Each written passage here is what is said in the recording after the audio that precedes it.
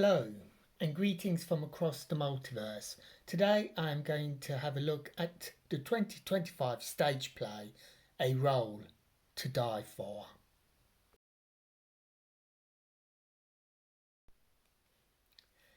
The actor David is about to be announced as the new James Bond, but the day before the announcement, the press launch, David pulls out of the deal due to death threats he's been receiving. But that is a blind for the real reason. And this leaves the James Bond producers, Deborah and Malcolm, with 22 hours to find a replacement Bond for the following day's press launch or to cancel the launch altogether.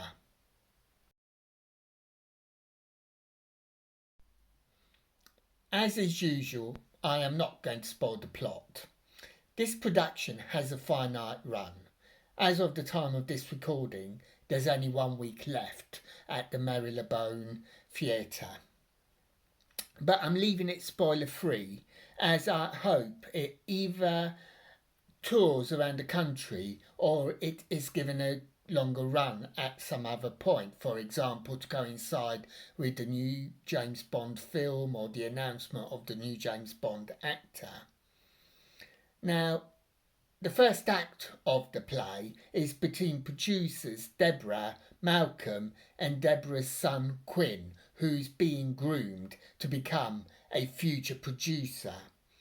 And they quickly have to find a replacement or cancel the press launch now that David has pulled out and events that are spoilerific.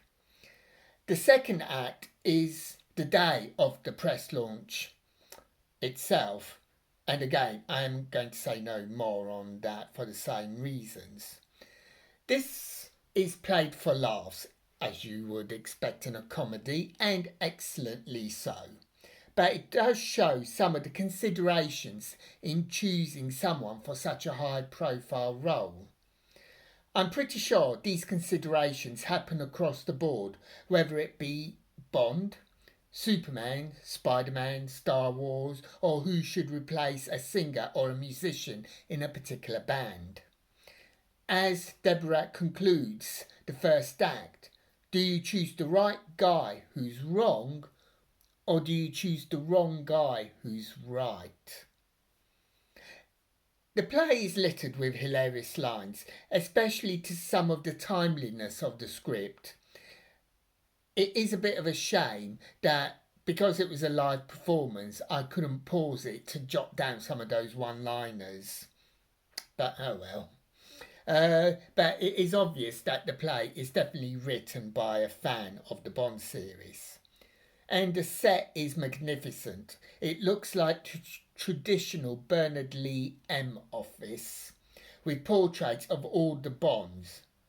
But poor George Lazenby.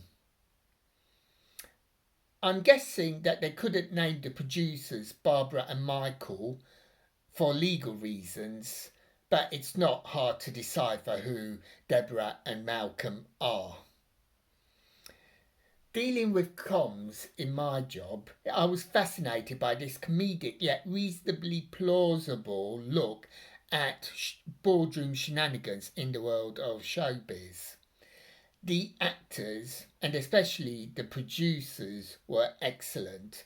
The twists and turns led to some interesting discussions that I'm sure will continue in the real world. This is one of those productions that lends itself to Lex Luthor's observations in Superman 1978. Some will just see it as a spoof. Others will be unable to unlock the secrets of the universe with this production. I am definitely in the latter. If you are a Bond fan, try to watch it. If you're interested in the world of entertainment, try to watch it. If you're after a good night out, try to watch it.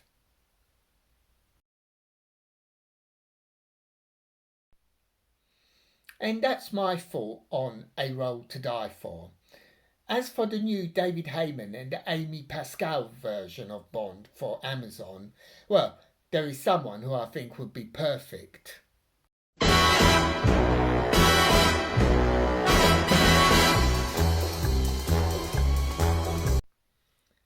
Until next time, may your news be good news and happy times and places. Farewell.